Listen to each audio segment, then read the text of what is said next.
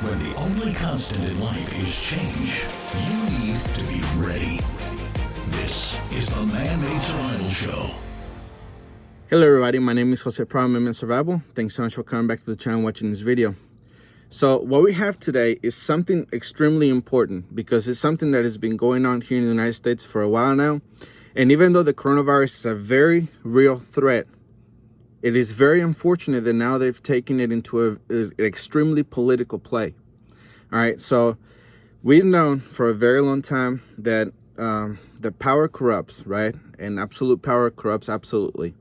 And the United States and their politicians are no exception whatsoever.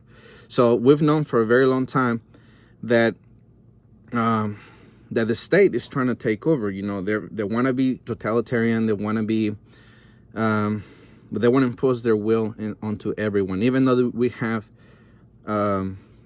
constitutional rights, right? But the thing is that now that things have escalated to this point, now it has turned into do what we say or else. All right, so right now what I have here is a clip from Tucker Carlson. It's about 5 minutes long, so hang in there. But it's very important what he's talking about, all right, which is something that we're going to piggyback right from and then go from there. All right, but the context, because I had to edit it, and the context of all of this is talking about the two doctors in California that came out and talked about the coronavirus and the statistics that they were giving, and that, you know, we have to get back to work, that pretty much the lockdowns are no longer necessary, and we just need to get back at it. All right, so that's pretty much what it's talking about and how they got censored by YouTube. So here's that video. Unfortunately for all of us, informed debate is exactly what the authorities don't want. They want unquestioned obedience, so they're cracking down on free expression. The only justification for taking it down was that the two physicians on screen had reached different conclusions from the people currently in charge. It was a form of dissent from orthodoxy. YouTube and its parent company Google have now officially banned dissent. The CEO of YouTube admitted that openly. But then we also talk about removing information that is problematic. You know, of course, anything that is medically unsubstantiated. So people saying like, take vitamin C, take turmeric, like those all will cure you. Those are the examples of things that would be a violation of our policy. Anything that would go against World Health Organization recommendations would be a violation of our policy. And so remove is another really important part of our policy. So you're not just putting the truth next to the lie, you're taking the lie down. That's a pretty aggressive approach. So no, this is not about science. Censorship never is about science. It's about power. Big technology companies are using this tragedy to increase their power over the American population. They're working in concert with politicians in order to do it. Just today, Facebook removed an events page for a political protest in Michigan. Governor Gretchen Whitmer, who runs that state, was no doubt pleased to see it. Grossly mismanaging an entire state is a lot easier when citizens are not allowed to complain about it, and now they're not.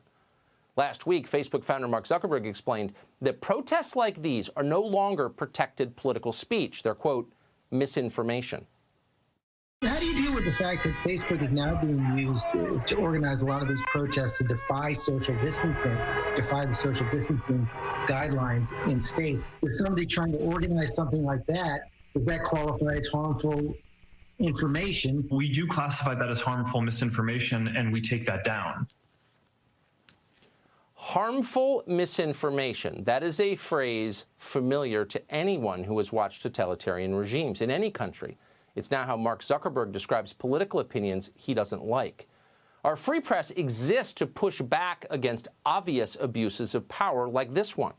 It's the reason we have a First Amendment. It's the only reason we have a First Amendment. But suddenly our media are not concerned about freedom of speech. Reporters applaud our overlords as they punish us for disagreeing. You just saw it in that clip from CNN. That happens every day. Our media are no longer challenging power. They are colluding with power.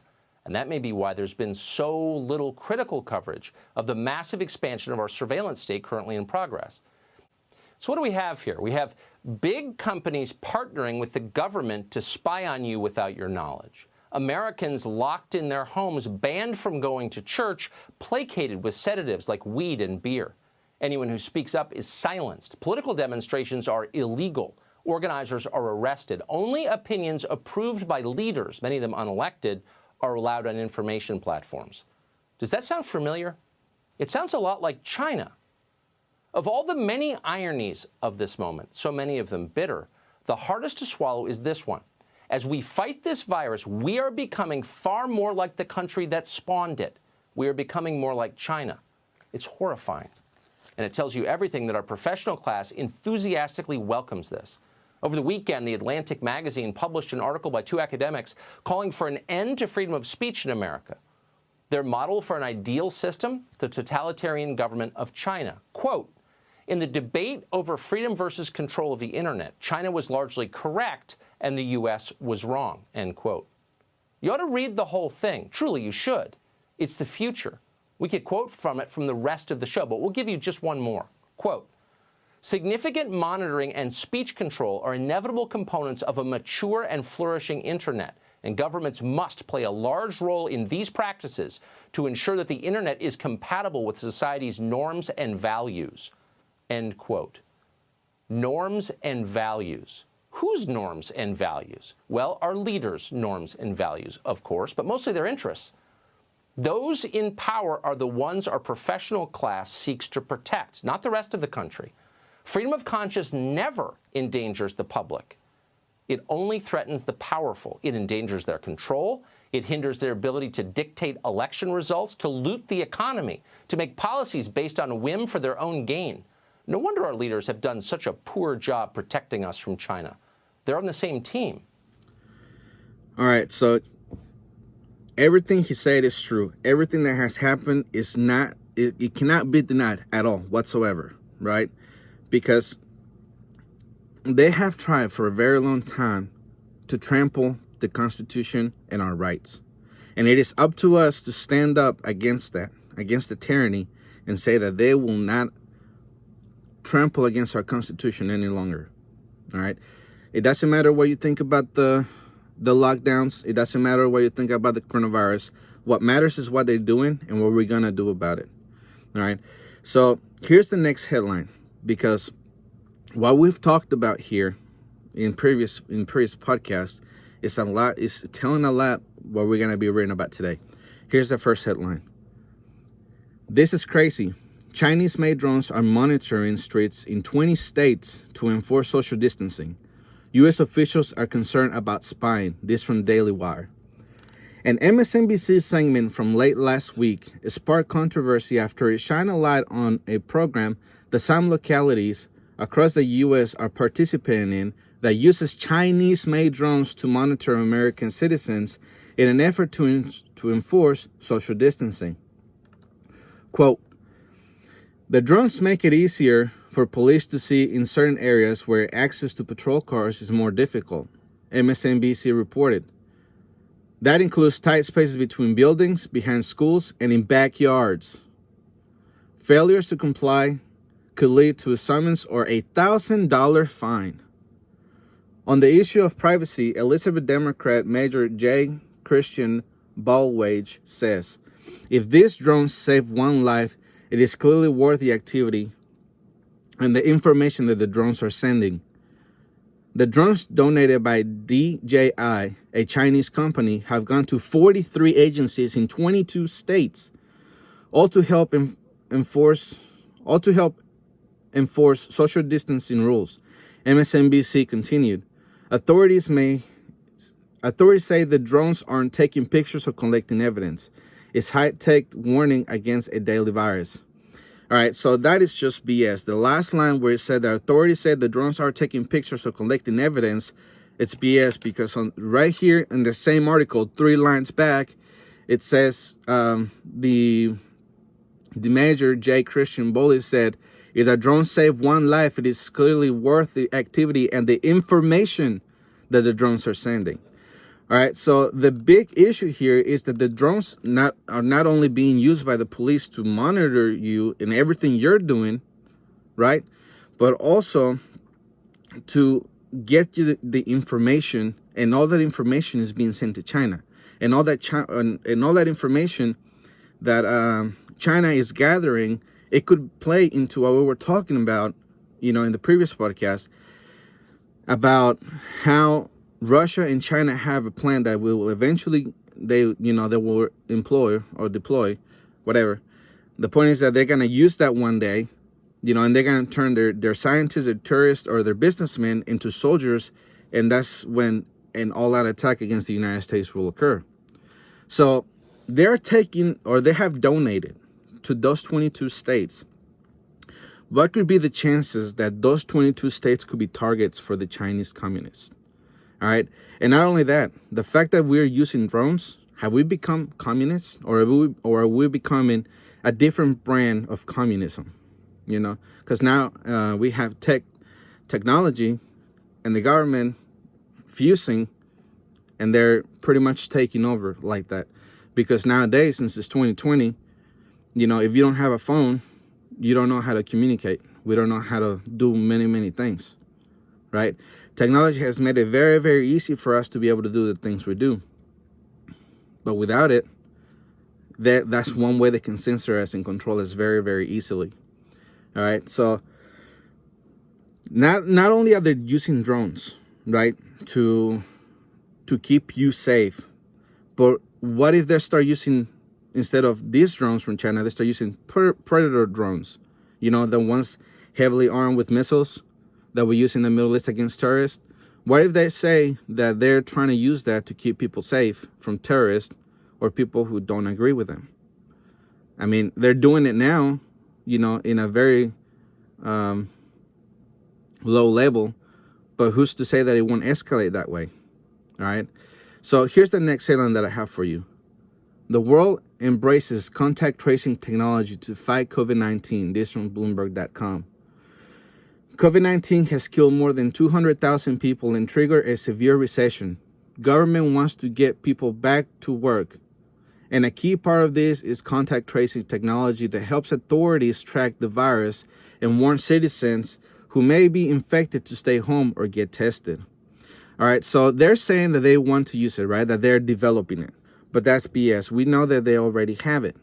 Because a few months ago, when before the lockdown, when the spring breakers went to Florida, there was a video that came out saying that how it was easy to track how those people that were at the beach, one particular beach in Florida, they were able to be tracked all the way back home to where they came from. All right, so the tracing through your phone has already been done. It's been done for a very long time. Google does it all the time, and they share that data with people or businesses that you live around, right? That's why you get advertisements when you talk about something and it pops up in Facebook. All right, so all that is just so they can keep you safe. And that's what it's saying. Now, right now, the coronavirus numbers are as follow. Worldwide, the coronavirus infection numbers and deaths are 3,308,000 infected with 234,000 dead. In the USA alone, it's 1,095,000 infected with 63,861 dead. I mean, of course we know, or we've heard, and doctors have come out saying that they are being pressured to fudge with those numbers, right? Because whatever reason, they don't know why. Maybe because it could have been COVID-19, they have to put it on there, or they're persuaded to put it on there. And some of them say that it's for control. I mean, it's not a big surprise, you know what I'm saying? But anyways, the reason I bring that up, because the first section is, or the first thing that we talked about is connected with this next thing that I'm going to be talking about, or taking this to. All right, here's the first headline. Wave of fear. World on a knife's edge as coronavirus cases spike and cities shut down again after lockdowns are lifted. This from The Sun. The world is on a knife edge as coronavirus cases spike and cities shut down again after lockdowns are lifted. The danger of easing restrictions have been highlighted this week after Germany and Spain saw cases spike as they tried to edge out of quarantine, while China was forced to tighten regulations to fight off a second wave. Germany, Spain, Japan, China are back on lockdown. All right, so the reason I started with that headline on this second part, or, on this side of the video, is because I've said it from the very beginning. The way that the government is behaving compared to what they're talking about is completely different. And also, another thing that we saw is that things that were going on, China, Europe, and then eventually they got to the United States. So now they're going on the second lockdown because of a second wave. And now they're talking about the second wave being here too, and being here this winter. I have this picture that I'm going to be showing while I'm talking. It's from naturalnews.com, and it reads, the 10 stages of coronavirus. It goes from January 2020 to January 2021. In January, it reads, avoidance. February through March, acceleration. March through April, surge. April through May, flattening. And on April through May, it says, you are here. It has the dot. Then from May to June, decline. June to July, compliance. August from September to September, resurgence. September to October, despair. November to December, chaos. In 2021, collapse. All right, so Mike Adams, he's projecting it this way, that it's going to be that this first wave, as bad as it's been, it's not as bad as they were projecting it to be, but still, let's say that they did fudge with the numbers, but they couldn't get very many people to, to move them. Let's say tops, they got 10,000, let's just say. All right, still 50,000 deaths from coronavirus, still pretty bad, but still, let's just put that to rest for a second. So if things continue that way, now that we're talking about reopening the economy for a lot of places, right? A lot of governors, they got together and they say, you know what? Let's all open up all at the same time. It's going to be an effort that we're going to see. Or, that we're going to do and see how it goes. We're going to go start little by little and hopefully everything will be okay. Well, now I have this headline in a video from Fauci that says, second wave of coronavirus inevitable. This from The Hill. And here's that video. Anthony Fauci, the nation's leading infectious disease expert, reportedly said Wednesday that a second wave of COVID-19 is inevitable later this year. In an interview with CNN, Fauci said, quote, if by that time we have put in place all of the countermeasures that you need to address this, we should do reasonably well. If we don't do that successfully, we could be in for a bad fall and a bad winter. The head of the National Institute of Allergy and Infectious Diseases said that if states ease restrictions too quickly, the country could see a surge that would, quote, get us right back in the same boat that we were a few weeks ago. On Tuesday, Fauci told NBC, quote, it's inevitable that the coronavirus will return next season. When it does, how we handle it will determine our fate. All right, so Dr. Fauci, he's just, warning, it's going to happen. If we're open too soon, it's just pretty much going to go, we're going to go back to square one. We're going to go all the way back to March, and we're going to have to start all over again. And this is the next headline that they have. There could be 22 emerging COVID-19 hotspots in small cities or rural areas in 8 states that are lifting lockdown restriction. Analysis of social media coronavirus posts reveal. This from Daily Mail.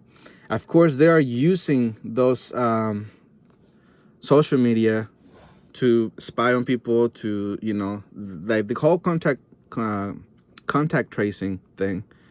It's what's being played here, and the fact that they say that you're gonna have to opt in order to use it. I mean, it's hogwash, but still, they're doing it now.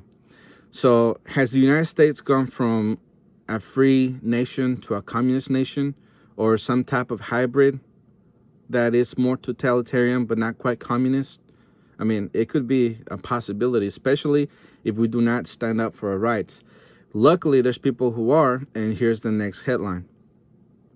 Hundreds of protesters, some carrying guns in the state capitol, demonstrate against Michigan's emergency measures. This from NBCnews.com. The state lawmakers are expected to vote on the 28-day extension of the state of emergency before it expires at midnight. All right, so people in Michigan are already, very, very angry of the fact that they are being kept at home, right? and they want to get back to work. A lot of people are losing their businesses. The economy is crashing like crazy. Now there's unemployment tops 30 million people, numbers not seen since the Great Depression. So things are happening very, very quickly. And if we continue to be on the lockdowns and, if we don't stand up for our rights, and the fact that it was something real that was medical, they turned to something political and, to control you, now it's having a lot of repercussions on the economy. People are losing their jobs permanently. Businesses are closing permanently. And not just the small businesses, big business too, like JCPenney and others. That is a fact of life. And now with all this stimulus now they're talking about second round of stimulus. I don't know if it's going to go through or not, but the point is that they've talked about it. And now the national debt tops $24 trillion.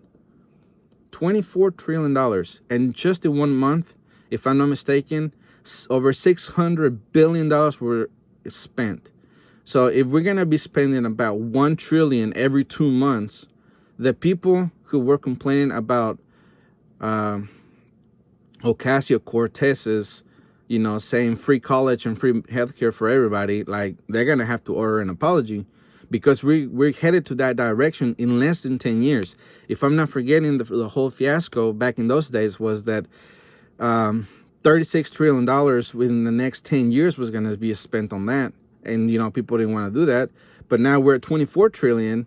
And if we're spending $1 trillion $1 trillion every 2 months, we'll get to 36 in less than a year, or, about a year, whatever. It's just going off the top of my head. So what is that going to do? This is the last thing that I want to leave you with. Here it is. What is the definition of hyperinflation? Hyperinflation has two main causes. An increase in the money supply and the demand pull inflation. The former happens when a country's government begins printing money to pay for its spending, and it increases the money supply. Prices rise as in regular inflation. That excessive demand aggravates inflation. All right, so those two very things are going on right now with all this spending that we're seeing, with stimulus checks and bailing out a bunch of businesses, not only, small business, but all the big corporations, the multi-million-dollar, billion-dollar corporations, they're being bailed out. So, like I said before, the only reason this has not hit the fan yet the way it would in other countries, because we have the Federal Reserve here. They're the ones that can print the money very easily, but another country couldn't do that. Anything south from here couldn't do that. They would have collapsed a long, long time ago, which, is kind of, Venezuela is a big example of that. So now that we have the prices of everything going up because the meat plants are closed, and the fact that we're printing so much money, the hyperinflation bubble is going to explode one day, and everything's going to skyrocket. We could probably see something like Venezuela. Don't think that it could not happen here. The more that debt grows, the worse it could get. But anyways, I'll leave you with this, because I believe that this was a very, very important information that I was giving you today, and I hope you take it and think about it. And we're going to go into more detail on the unemployment numbers. And now it's 30 million people unemployed, and the fact that we have over $24 trillion worth of debt. We'll get into that in another podcast. But anyways, remember, my name is Jose Prado, always ready. The Man-Made Survival Show.